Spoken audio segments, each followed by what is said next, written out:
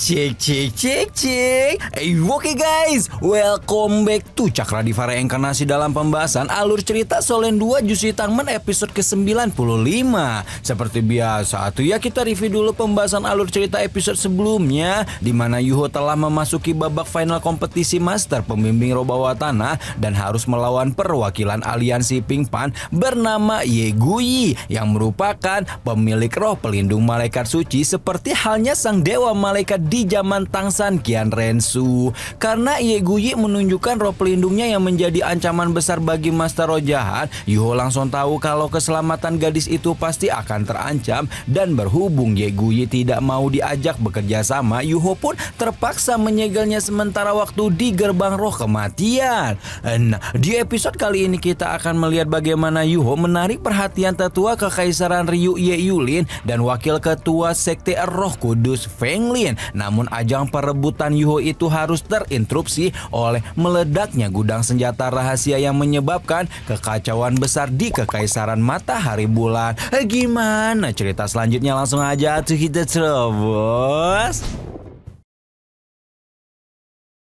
Kemenangan besar Yuho melawan Ye Guyi membuat seluruh stadion pertandingan meledak dalam sorak-sorai yang memanas, dan bukan hanya para penonton yang mengagumi Yuho. Pak Guru Xuan Yi yang diam-diam menonton dalam rangka membawa kembali dua muridnya pun tidak bisa menahan kerejotan. Kemenangan Yuho juga membuat Nang Gongwan langsung mengumumkan hasil kompetisi dengan kebanggaan dan kegembiraan, hingga membuat dua paksi lain hanya bisa melangkah keluar dari stadion dengan perasaan kecewa. Berhubung kompetisi Master Pembimbing Roh Bawah Tanah ini sudah dimenangkan oleh Yuho, maka sesuai dengan janji, Ye Yulin langsung menyerahkan jarum Dewa Matahari Bulan dan mengajak Yuho mencari tempat tenang untuk mengobrol tentang alat tersebut setelah ini.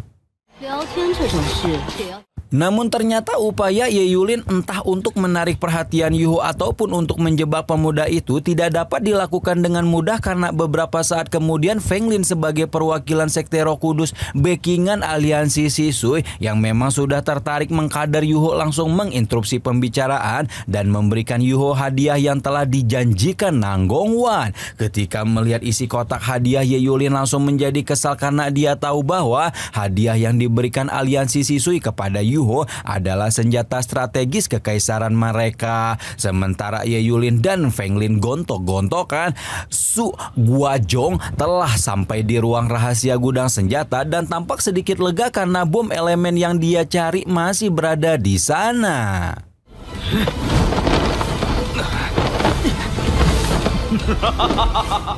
Namun seharusnya Su Guozhong tidak bertindak segembira itu, karena keterkejutan yang Yuho dan kawan-kawan siapkan akan segera terjadi. Karena itulah meskipun Feng Lin senyata-nyatanya tanpa banyak cincong mengajak Yuho bergabung dengan Sekte Roh Kudus sambil berkata bahwa dia adalah putra suci yang selama ini mereka cari, Yuho sama sekali tidak menggubrisnya, karena saat ini pikirannya tertuju lurus kepada gudang senjata rahasia yang sebentar lagi pasti akan mengalami gonjang-ganjing. Dan benar saja apa yang Yuho pikirkan ketika Su Guozhong tertawa puas berpikir pembegal gudangnya tidak mengetahui harta paling berharga yang dia miliki. Salah satu penjaga mendengar ada suara aneh tidak jauh dari tempat mereka berada dan langsung memeki ketakutan saat mengetahui bahwa suara itu berasal dari bom yang akan meledak dalam beberapa detik lagi. Hingga akhirnya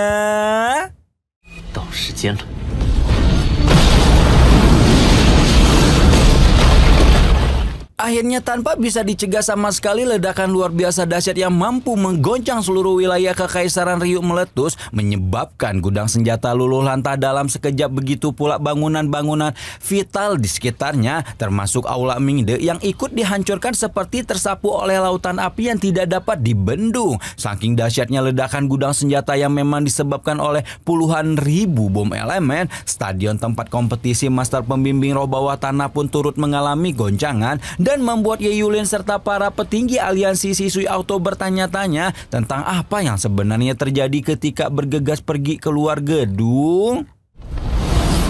Yuho dan Heiseto yang sudah mengetahui apa yang terjadi berhubung memang mereka lah yang telah merencanakan hal ini, berencana untuk segera menyelamatkan diri juga sebelum kemudian dipanggil oleh Suanji yang memang sejak awal datang untuk mengevakuasi kedua muridnya. Nah, sementara Yuho dan Heiseto sudah aman bersama Suanji, ledakan dahsyat masih terus menyebar di mana tidak hanya bangunan vital dan stadion kompetisi Master Pembimbing Roh, ledakan itu ternyata menggoncang seluruh wilayah kekaisaran dan dapat dilihat gelombang ledakan yang sangat dahsyat bahkan dari kota Mingdu yang mungkin jaraknya berpuluh-puluh kilo dari gudang senjata yang terletak di pinggir kekaisaran. Ledakan juga turut disaksikan oleh rombongan dua kekaisaran yang awalnya khusyuk menyelamatkan diri, kini mau tidak mau langsung memasang wajah terkejut sekaligus kagum karena mereka tidak menyangka sama sekali Akademi Shrek memiliki keterampilan untuk menciptakan kehancuran sebesar ini. Feng Lin dan Nanggong Wan membuka matanya lebar-lebar menyaksikan fenomena luar biasa yang menyebabkan langit dan bumi berubah warna, sementara Jing Hongchen yang berada di istana kekaisaran tanpa sadar menahan napas dan bersyukur karena telah membawa dua cucunya ke istana sehingga terhindar dari malapetaka ini. Suanji, Yuho, dan Heiseto yang sudah mengungsi menatap lekat-lekat pada ledakan yang terus menyebar sebelum kemudian bergegas keluar kekaisaran untuk berkumpul dengan rombongan Akademi Shrek lain yang juga sedang menikmati ledakan penghancuran yang telah mereka persiapkan sebagai hadiah terbaik untuk Akademi Ryu. Ledakan telah menyebar sampai ke pusat ibu kota kekaisaran, mulai membakar bangunan-bangunan yang ada di sana, termasuk juga spanduk-spanduk kekaisaran yang menunjukkan sosok putra mahkota kekaisaran Ryu di sana. Hal itu membuat si empunya spanduk alias Su Tianran hanya bisa membelalakan matanya lebar-lebar sambil bertinyi-tinyi kenapa bencana semacam ini bisa terjadi begitu saja. Juzi hanya bisa memberikan dukungan kecil dengan memeluk lengan Su Tianran karena dia pun tidak menyangka sama sekali kemenangan besar karena telah berhasil menekan rombongan aliansi dua kekaisaran dan dua paksi yang baru saja terjadi langsung berubah menjadi kehancuran yang bahkan jauh lebih besar lagi untuk mereka. Hal ini mau tak mau membuat Su Tianran hampir kehilangan kewarasan, apalagi setelahnya para prajurit yang berjaga memberikan laporan bahwa barang-barang berharga di gudang senjata telah dicuri dan paman kekaisaran alias Su Gojong gugur dalam tugas.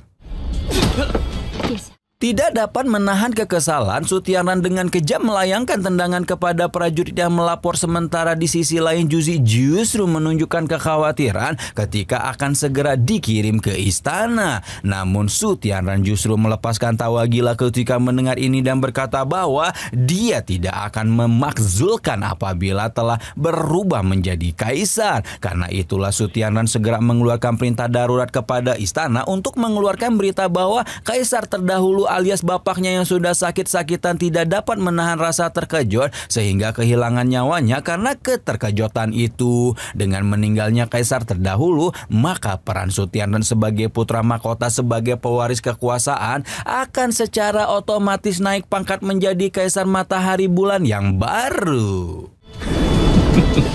Oke, sekarang kita geser tempat dikit ya ke sebuah danau di mana trio Wek-Wek Master Roh Jahat yang dulu pernah ditemui Yuho pas nyelamatin keluarga beruang itu loh. Masih ingat kan? Trio Wek-Wek itu tampak sedang melakukan semacam ritual yang sekarang sudah upgrade, enggak menggunakan Master Roh namun menggunakan manusia sebagai tumbalnya. Nah, sementara trio Wek-Wek ini sedang melakukan entah kejahatan apa, Kekaisaran Ryu telah melakukan perbaikan besar-besar untuk mengatasi kerusakan yang disebabkan oleh ledakan. Berita nasional mengabarkan bahwa ledakan pabrik terbengkalai yang menggoncang kekaisaran tadi malam belum dilaporkan memakan korban dan kompetisi final kompetisi Master Roh tingkat lanjut akan tetap dilaksanakan sesuai dengan jadwal.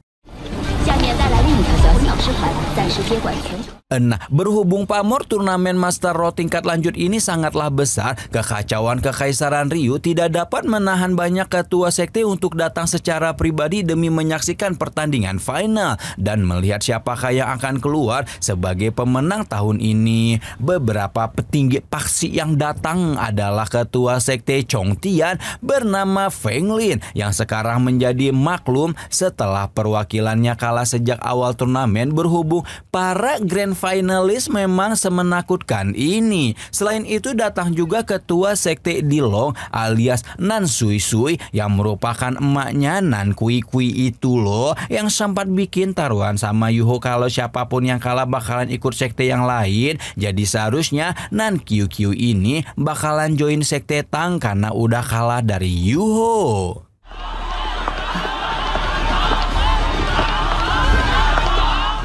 QQ sudah berusaha mengalihkan perhatian ibunya dengan mengajaknya pulang setelah pertandingan final, namun Sui Sui segera mengingatkan putrinya akan taruhan yang sudah dia buat dengan Yuho. Karena itulah dia ingin melihat secara pribadi bagaimana OP-nya ahli muda yang sudah membuat anaknya terancam hengkang dari sekte Dilong. Meskipun Nan Sui Sui sudah sangat ingin melihat pertarungan babak final, namun hal yang membuat para penonton sedikit pesimis adalah sekte Tang dan Akademi Shrek sama-sama belum datang ke stadion. Begitu pula perwakilan Kekaisaran Xinglu dan Sekte Iblis Salju sebagai top 8 turnamen. Memang ledakan dahsyat yang terjadi di Kekaisaran Ryu tadi malam cukup menggoncang dan menghancurkan Kekaisaran, dan oleh karena itulah Nan Sui Sui hanya bisa berharap agar pertandingan hari ini berjalan dengan lancar.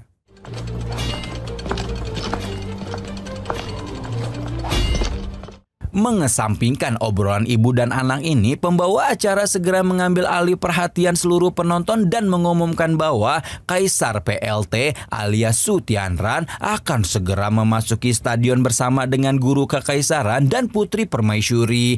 Ini ceritanya belum diumumin ya, kalau Kaisar yang asli udah mati ya guys ya. Jing Hongchen yang sudah melihat baik Akademi Shrek maupun Sekte Tang Raib semakin yakin jika mereka lah yang dalang dibalik kekacauan Kekaisaran Ryu malam tadi dan bertanya kepada Su Tianran apakah mereka perlu melakukan pengejaran. Namun tampaknya Su Tianran sendiri yakin jika Akademi Shrek dan Sekte Tang tidak akan bisa melarikan diri dari Kekaisaran Ryu, dan dibanding mengejar mereka, dia masih memiliki hal lain yang harus dilakukan. Tanpa banyak babi bu, Su Tianran mengungkapkan permohonan maaf karena dua finalis turnamen yaitu Sekte Tang dan Akademi Shrek sama-sama tidak bisa hadir, namun Kekaisaran Ryu telah mempersiapkan pertunjukan pengganti yang tidak kalah seru dengan pertandingan final. Ketika itulah sebuah tabir pelindung mengelilingi stadion diikuti dengan para prajurit yang mengacungkan senjata ke segala arah serta kemunculan ribuan meriam jiwa yang jelas saja membuat semua orang di stadion langsung merasa terancam. Ancaman terasa semakin pekat ketika seorang laki-laki bertubuh besar dengan topeng banteng muncul, di mana laki-laki itu adalah pemimpin tim Master Roh Ji Jun yang merupakan salah satu tim Master Roh terkuat di Kekaisaran Ryu. Baru setelah semua persiapan selesai dilakukan, Su Tianran meminta pemahaman dari para peserta turnamen sambil menjelaskan sedikit mengenai bencana besar yang dialami Kekaisaran Ryu malam tadi. Bencana ini telah menghancurkan sebagian besar wilayah Kekaisaran dan yang lebih buruk telah menyebabkan Yang Mulia Kaisar kehilangan nyawanya. Karena itulah mau tidak mau Su Tianran harus memperkuat pertahanan dan keamanan wilayah mereka, dan menyandra semua peserta turnamen adalah salah satu cara yang mereka ambil untuk menghilangkan kecurigaan. Juzi sekali lagi menyinggung tentang Akademi Shrek dan Sekte Tang selaku target utama mereka, namun lagi-lagi Su Tianran sama sekali tidak menunjukkan kekhawatiran karena dia yakin dua target utama itu tidak akan bisa melarikan diri.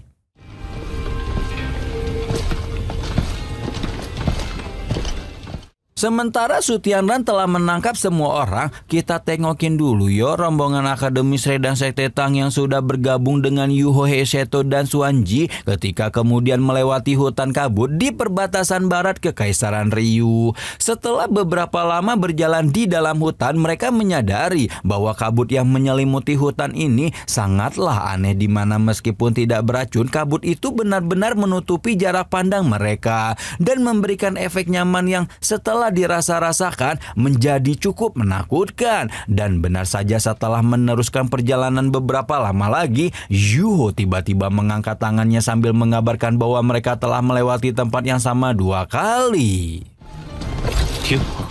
Pernyataan Yuho bukannya tanpa alasan, karena ternyata dia telah meninggalkan jejak spiritual di salah satu pohon. Dan ketika melihat pohon itu lagi, Yuho benar-benar yakin jika mereka memang berjalan di tempat setelah memasuki hutan, di mana mungkin saja hutan ini adalah jebakan yang sengaja disiapkan oleh Kekaisaran Ryu untuk mereka. Yuho menyebarkan deteksi spiritual untuk mencari jalan keluar, namun ketebalan dan kekuatan di dalam kabut bahkan mampu menghalangi deteksi spiritual Yuho. Seperti tidak percaya bahwa hutan aneh ini mampu menahan mereka, Suanji pun tiba-tiba menendang tanah kuat-kuat dan melayang ke atas meninggalkan rombongannya dalam rangka mencari jalan keluar via udara.